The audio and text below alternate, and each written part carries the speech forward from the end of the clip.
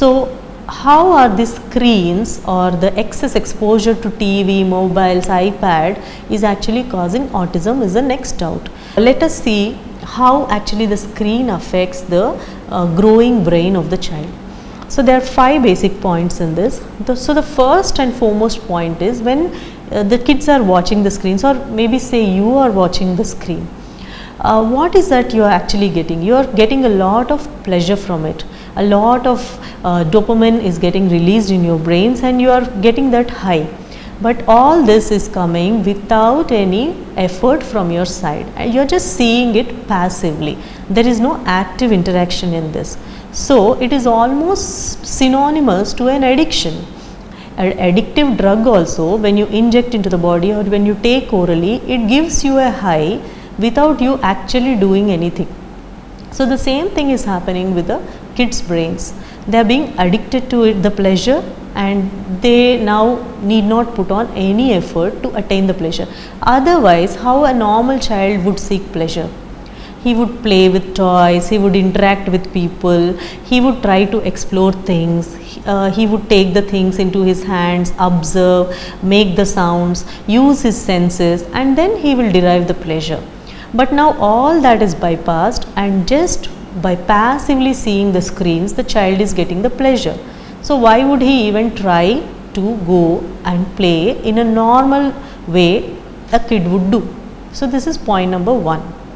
The second point is, what is this screen actually doing is, it is a one-way form of communication. Whether they are watching the rhymes, Choo Choo TV, Coco Melon, or they are watching these cartoons, this is like a constant one-way communication. The characters on the screen are speaking or singing, and without pausing for the child to react. So because of this one-way communication, he can actually hear the words. So he will be repeating some words, but he doesn't know the actual meaning or context of the words. For example, if he is constantly seeing the rhymes like on numbers or ABCDs, he might be repeating ABCDs or numbers, but when you ask him, he might be saying 1, 2, 3 and like a rote memory and going on, but when you say how many chocolates do you want, he is not answering. Or you are putting something in front of him and asking him, give me 2 balls. He doesn't know what it means, because he had just heard that word 2 in the context of the rhyme or that cartoon saying it, but not in a real world. So this leads to lot of echolalia. You might have been aware of this term. Echolalia just means that whatever the child hears, without relating to it, he is just saying it back. Of course, there are different forms of echolalia in which the child is actually trying to understand and respond to you, but by and large, by the simple definition of echolalia, the child is just echoing the sounds he is hearing without the actual meaning of it. So that is the second point which happens due to screens. The third point is that there is no social interaction. See, for example, the child is watching a cartoon in which a ball is being thrown between 2 or 3 kids and they are all playing, but he is a passive onlooker. From here he is just watching it and he is seeing the ball being thrown this way, that way, but he has never touched the ball, he has never caught the ball, he has never thrown a ball. So he doesn't really know how it feels when you actually try to catch a ball, or how fast you need to run to catch a ball, or how much your reflexes should move or be quick to catch a ball. So all this he would have got if he is playing a ball with parents in a natural way. But now he is just looking on the screen. It is almost equivalent to if you are constantly looking at cricket matches from the time you are a child, will you become a cricketer? No, you just know the game, maybe the rules at the maximum, but you have never played it by yourself. So there is no chance that you can become a good cricketer. The same way, if the child is only looking at the things, but he has never doing the things, so there is no social interaction and he would never be learning. Because learning occurs, this is the fourth point, how a child learns between 1 to, even from the time he is born to he becomes an adult, he will be learning, but the sensitive periods which we call, that means the highest potential of learning will be between less than 3 years or at the maximum by 5 years. A lot of things the child would have learned, and all these things he has learned by multi-sensory approach. By which what I mean is, for example, the same example, let us continue. If somebody throws a ball at him, he would first look at it, how fast is it coming, he would gauge it.